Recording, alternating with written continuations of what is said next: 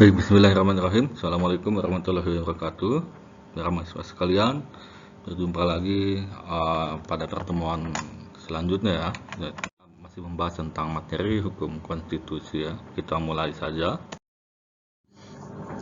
Pokok bahasan mata kuliah hukum konstitusi ini yang berkaitan dengan satu adalah isi dan yang kedua adalah sifat daripada konstitusi. Maksudnya adalah yang pertama berbicara tentang isi. Kita akan berbicara isi apa saja sih yang dibahas dan diatur dalam sebuah konstitusi tersebut. Kemudian aspek-aspek apa saja yang menjadi objek pengaturannya dan bagaimana serta seperti apa pengaturan yang secara substansi terdapat dalam konstitusi tersebut. Nah, kemudian yang kedua adalah berkaitan dengan sifat ya. Nah, sifat ini berbicara mengenai karakter ya, atau sifat atau ciri khas sebuah konstitusi tersebut. Tentu setiap negara memiliki sifat konstitusi yang berbeda. Tidak sama antara negara yang menerapkan sistem hukum Eropa kontinental dengan sistem hukum sistem hukum Anglo-Saxon. Atau bisa ada perbandingan antara konstitusi yang ada di Indonesia dengan negara yang lain, contoh misalkan Amerika Serikat atau negara-negara yang lainnya. Tentu mereka memiliki sifat sebuah konstitusi yang berbeda-beda, tergantung kepada beberapa hal. Pertama adalah kultur ya, kultur negara tersebut. Nah, kultur negara tersebut, kemudian sistem pemerintahannya, bentuk negaranya, dan lain sebagainya. Oke, di sini ada beberapa pendapat daripada sarjana-sarjana ya, sarjana-sarjana yang memfokuskan diri dalam bidang hukum konstitusi berkaitan dengan isi konstitusi ya. Nah, ini ada isi konstitusi yang dikemukakan oleh beberapa sarjana. Beberapa sarjana tersebut, diantaranya yang pertama adalah Casey Ware ya. Casey Ware ini dia berpendapat ada isi konstitusi yang berbeda antara bentuk negara yang berbeda ya. Yang pertama di sini bentuk negaranya kesatuan, kemudian yang kedua negara federal. Di negara kesatuan, Casey Ware berpendapat bahwa biasanya isi konstitusinya itu yang pertama dia membahas tentang yang pertama ya, struktur umum negara atau alat perlengkapan negara. Nah, di sini dia dibahas berkaitan dengan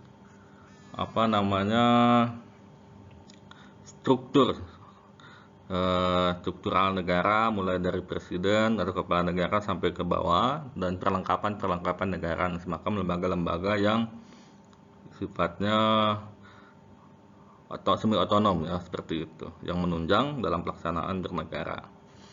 Kemudian yang kedua, isinya itu membahas tentang hubungan kekuasaan. Nah, kita ketahui ada teori tres politika ya, yang sangat terkenal sampai dengan hari ini, teori pembagian atau pemisahan kekuasaan. Dia membahas pembagian kekuasaan kepada 3 hal, ada eksekutif, legislatif, dan yudikatif. Nah, biasanya menurut Casey Ware ini, di dalam negara kesatuan isi konstitusinya itu adalah membahas tentang hubungan ketiga pembagian kekuasaan tersebut. Itu dibahas di sana ya. Kemudian yang ketiga, di dalam negara kesatuan menurut Casey Ware, di dalam isi konstitusinya dia membahas mengenai hubungan negara dengan warga negaranya. Nah, ini hubungan secara vertikal ya, jadi antara negara dengan warga negaranya. Dan di samping itu juga biasanya dia membahas mengenai hubungan antara warga negara dengan warga negara secara horizontal. Nah, selanjutnya berkaitan dengan negara federal. Ini ada pembeda ya. Menurut Casey Ware ada 2 isi daripada konstitusi negara federal tersebut. Yang pertama adalah dia membahas atau substansinya mengatur tentang wewenang pemerintah federal ya, atau negara bagian. Ini harus bedakan, ada negara serikat, ada serikat negara ya. Ada negara bagian, ada bagian negara. Nah, jadi negara federal ini dia membawahi beberapa negara-negara bagian.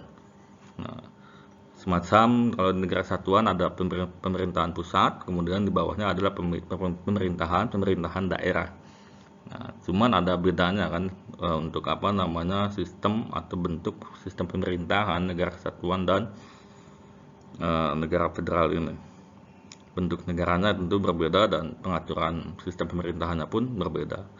Nah, di dalam negara federal isi konstitusinya itu menurut Cassiware dia membahas tentang wewenang pemerintah federal dan bagian. Kemudian yang kedua di sini dia membahas mengenai wewenang semua pemerintah bagian secara limitatif ya. Jadi diatur secara demikian rupa mengenai apa namanya wewenang semua pemerintahan di negara-negara bagian tersebut. Nah, namun di sini mengenai pengaturan berkaitan dengan apa namanya hubungan warga negara dengan warga negara, kemudian negara dengan warga negara, isi dari konstitusi negara federal itu dia tidak mengatur sedetail itu. Akan tetapi mereka biasanya menyerahkan kepada negara-negara bagian tersebut untuk mengatur hal itu ya, lebih detailnya seperti itu. Itu menurut Cassiware seperti itu. Kemudian sarjana yang kedua di sini ada Bagirmanan. Menurut Bagirmanan, isi dari konstitusi tersebut biasanya mengisi memiliki isi atau substansi 3 hal ini ya. Pertama adalah susunan dan organisasi negara, sama halnya dengan Cassiware ya, mulai dari presiden sampai dengan perlengkapannya. Nah, kemudian kedua adalah alat kelengkapan negara, kemudian dia lebih spesifik, berisi tentang tugas, wewenang, serta hubungan antar organ negara yang satu dengan yang lainnya. Nah, jadi ini lebih spesifik ya menurut Bagirmanan itu pengaturan sampai kepada kewenangan sebuah lembaga negara dan hubungannya di antara lembaga negara yang satu dengan lembaga negara yang lainnya. Kemudian yang ketiga, di sini ada hubungan antara warga negara dengan warga negara dan pemerintah. Nah, menurut Bagirmanan itu diatur ya berkaitan dengan hubungan antara negara dengan warga negara secara vertikal ataupun sebaliknya antara warga negara dengan warga negara warga negara secara horizontal. Oke, kemudian yang terakhir di sini ada pendapat dari si Armstrong ya. Si Armstrong itu dia mengatakan bahwa dalam sebuah konstitusi isinya diantaranya ada 3 hal ini. Pertama dia membahas tentang kekuasaan pemerintah. Saya kira ini melingkup ya sama halnya dengan pendapat Cassiware dan juga pendapat Bagirmanan. Kemudian yang kedua adalah hak-hak pemerintah. Hak-hak yang diperintah dalam artian di sini adalah warga negara ya. Jadi dia mengatur juga tentang hubungan antara warga negara dengan pemerintahan, sama pendapatnya. Dan yang ketiga ada hubungan antara yang diperintah dengan yang memerintah. Nah ini secara vertikal maupun secara horizontal dia diatur. Itu beberapa pendapat daripada sarjana ya tentang isi konstitusi. Selanjutnya ini kita berbicara tentang sifat konstitusi ya. Sifat konstitusi ini saya kutip dari bukunya Astim Rianto ya. Dia mengklasifikasikan beberapa sifat daripada konstitusi kepada beberapa hal ya. Di sini ada 6 sifat konstitusi yang dibagi oleh Astim Rianto. Yang pertama adalah sifat dari konstitusi tersebut luas. Nah, artinya fleksibel, dinamis dan mengikuti perkembangan. Nah, ini jadi tidak rigid ya. Kebalikan dari luas itu rigid ya, kaku ya. Jadi kalau luas ini dia fleksibel, konstitusi tersebut mengikuti perkembangan dan dinamis. Nah, kemudian yang kedua adalah tegas ya. Kedua tegas artinya kokoh, kuat, kemudian tahan untuk selama-lamanya. Nah, ini biasanya diberlakukan untuk konstitusi yang memang secara prediksi tidak mungkin atau tidak memerlukan perubahan-perubahan yang terlalu cepat gitu. Yang dalam pandangannya bahwa konstitusi tersebut ini dapat bertahan sampai dengan dalam waktu yang lama. Nah, kemudian yang ketiga ada realistis. Realistis ini adalah berdasarkan keadaan dan kenyataan yang ada. Dasolen ya. Dasolen. Jadi secara realistis itu ada konstitusi yang dibuat biasanya itu cenderung dinamis ya. Rentan berubah, banyak berubah karena dia menyesuaikan kepada fakta atau kenyataan yang ada pada saat itu. Nah, tentu dengan perkembangan zaman sebuah negara tersebut ada perubahan-perubahan, maka menuntut sebuah konstitusi tersebut untuk bisa mengikuti perubahan tersebut. Maka sifatnya itu harus realistis ya, itu dasolan ini. Nah, ini kebalikan dari dasolan ada idealistis ya, atau impian, dasein. Dasein ini adalah konstitusi sifatnya sebuah cita-cita hukum yang memang dianggap paling ideal ketika itu. Dan ini biasanya dalam pembuatannya itu dia lebih mengedepankan prospek ya ketimbang faktual hari ini. Dan biasanya sifat konstitusi idealistis ini agak bertahan lama, namun tergantung kondisi atau dinamika di sebuah negara tersebut terjadi seperti apa. Selanjutnya ada konservatif ya sifatnya, artinya dapat mempertahankan nilai yang tinggi pada unsur-unsur fundamental, konservatif gitu ya.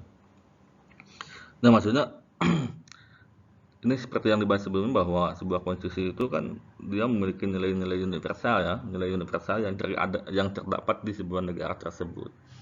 Sehingga ya dalam pembentukannya pun berbeda-beda. Nah, nilai universal atau kultur yang berkembang di sebuah negara ini memiliki dominasi yang cukup besar ya untuk membentuk sebuah konstitusi. Maka konstitusi yang baik saya kira ya dia dapat menghargai sebuah kultur atau nilai-nilai yang terdapat dalam kearifan lokal di sebuah negara itu. Maka di sini ada sifat konstitusi yang dianggap konservatif ya. Jadi dia mempertahankan nilai-nilai yang tinggi pada unsur-unsur fundamental. Dan terakhir di sini ada nilai sifat progresif ya.